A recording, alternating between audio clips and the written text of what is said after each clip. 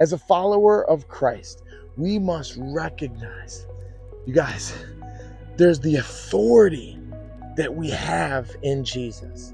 There's an authority that comes from knowing him as we move forward in any endeavor that he calls us to. Hey there, welcome to the 5 by the Fire podcast, brought to you by Freedom Story Media and the Ordered Chaos Club. I'm your host, Pastor Fury, and I have the pleasure of being the executive director of the Unshackled Network. It's a family of missionaries that exist to help the marginalized experience freedom in Jesus through equipping spirit-empowered disciple makers called to the forgotten. Now, in season 1 of this podcast, I have been giving devotionals each and every day. Season 2, we focused on meditation every day. Now here in season 3, every week, I'm bringing you some sort of exhortation from the Lord, and I believe something directly from God for you guys is coming today, and I hope it blesses you. Now, I heard something this past week that struck me. Someone said the way to avoid the trap of mediocrity is to do something that you think may not work. Now, in our life journeys, we often face the temptation to settle for mediocrity, staying within the bounds of what feels safe and achievable. True success, however, and greatness, it demands that we step out in faith, embracing the fear of failure.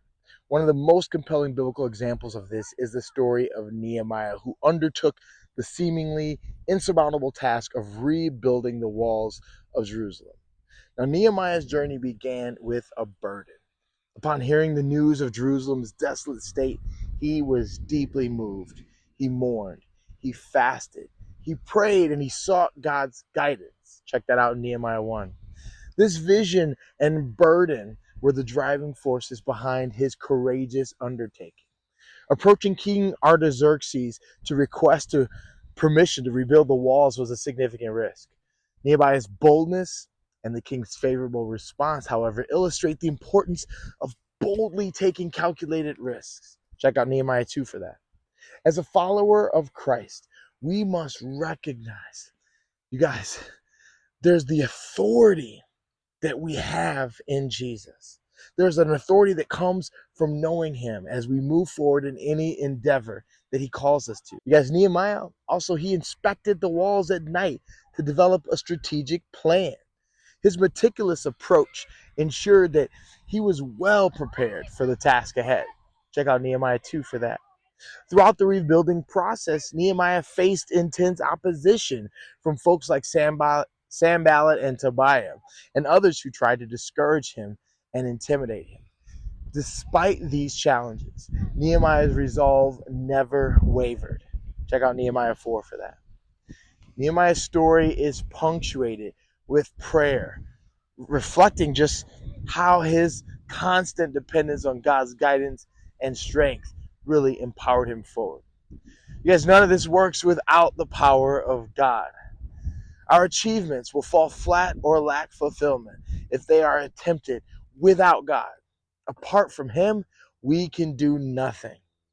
Now, despite numerous obstacles, Nehemiah and the people completed the wall in 52 days. That's incredibly insane, you guys. Like, this achievement was a testament to their collective resilience and God's provision.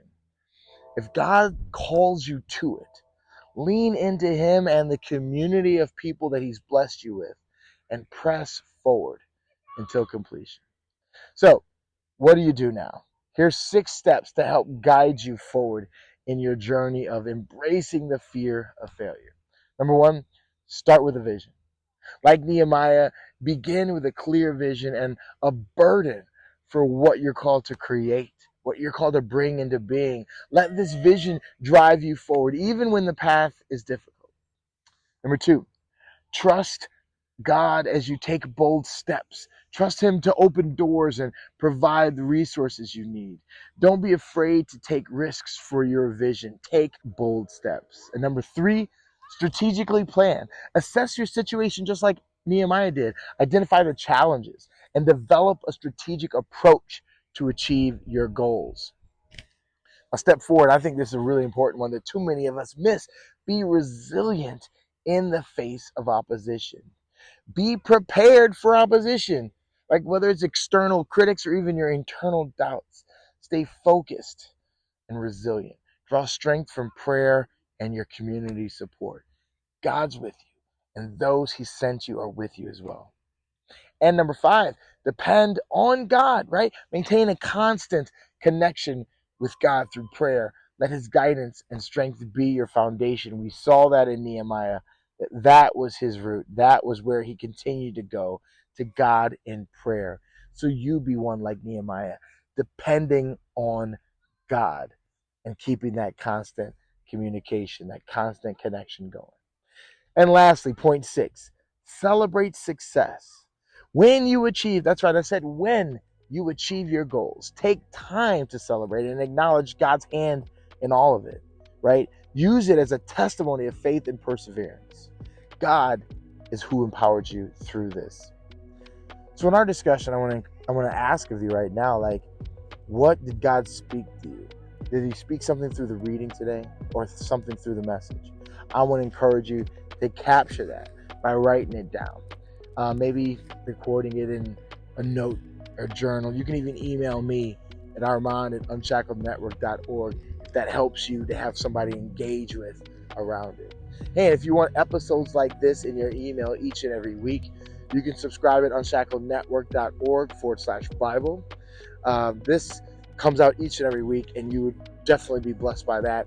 And go ahead and go to Freedom Story Podcast Network at freedomstorymedia.com if you want to check out more inspiring and fun content like this. You can also find the show notes there as well, including the full devotional for each of the day's chapters. And if you haven't already, go ahead and leave a rating wherever you're enjoying this and subscribe so you get reminded about next week's episode. Once again, this podcast is brought to you by Freedom Story Media and the Ordered Chaos Club. Creatives, unleash your faith-inspired creativity with the Ordered Chaos Club.